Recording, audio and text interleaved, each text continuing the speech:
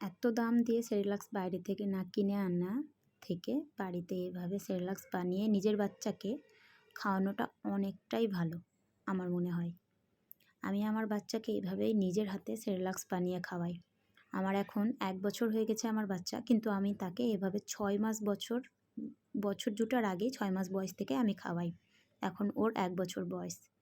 প্রথমে নিয়েছি আমি মুগ ডাল আর মুসুর ডাল, আর এটা নিয়েছি পোলাওয়ের চাল, আর নিয়েছি বাড়ির চাল, এটা পিস্তা বাদাম, এখানে একটু লবণ লবণ ভাব চলে আসবে, কাজু বাদাম এবং কাঠবাদাম, আর নিয়েছি ওটস যেটা আমি বাইরে থেকে কিনেছি, আর নিয়েছি খেজুর, কিশমিশ, আখরোট। কিশমিশে একটু মিষ্টি মিষ্টি ভাবও চলে আসবে। এবার সবগুলোই আমি একটু একটু করে ঢেলে নেব, কারণ এটা আমাকে ধুয়ে রোদে শুকোতে দিতে হবে। ভালো করে ধোয়া হয়ে গেলে শুধু আমি রেখে দেব খেজুর এবং ওটস, যেটা আমি আলাদা করে রেখে দেবো, কারণ এটা তো ধোয়া যাবে না। বিচি ছাড়িয়ে আমি আলাদাভাবে রেখে দেব। এবার বাকি যেগুলো ছিল সেগুলোকে জল দিয়ে ভালো করে 2 বার থেকে 3 বার ধুয়ে নেব, পরিষ্কার হওয়া পর্যন্ত। যেহেতু নিজের বাচ্চাকে খাওয়াবো, তাই এখানে কোনো রকমের গা বাঁচানো চলবে না।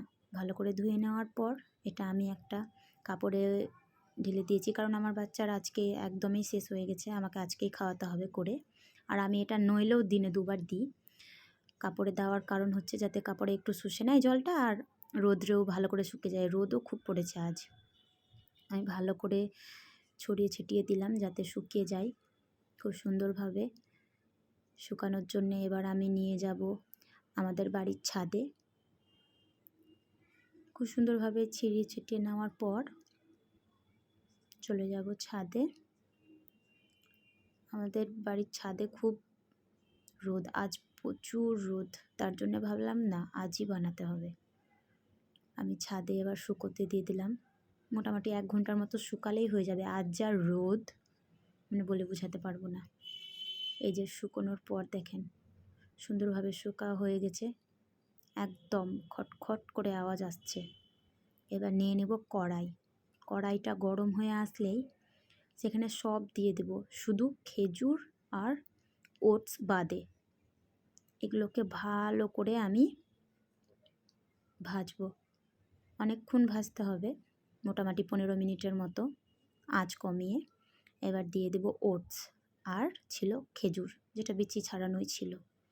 এবার এটা দেওয়ার পর মোটামুটি 1 থেকে 1.5 মিনিট ভাজার পরে আমরা এটা ঠান্ডা হতে রেখে দেব। 1 থেকে 1.5 মিনিট। এবার দেখতে পাচ্ছেন কালারটা একদমই চেঞ্জ হয়ে গেছে, আলাদা হয়ে গেছে।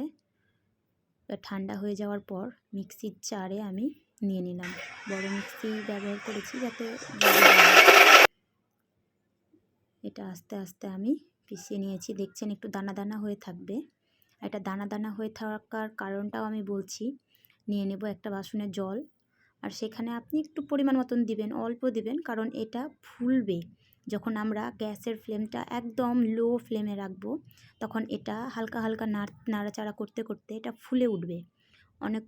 অনেকক্ষণ বলতে 1 মিনিটের মতোই, 1 মিনিটও না, মোটামুটি 30 সেকেন্ড।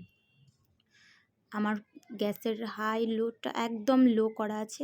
এভাবে নাড়াচাড়া করার পর দেখতে পাচ্ছেন আমি কতটুকু দিয়েছিলাম, কি সুন্দরভাবে এটা অনেকটাই বাড়ছে, ফুলছে। তাই অল্পই দিবেন। দেখতেই পাচ্ছেন কত সুন্দর হয়ে আসছে, আঠালো হয়ে আসছে। পিস্তা বাদামের জন্য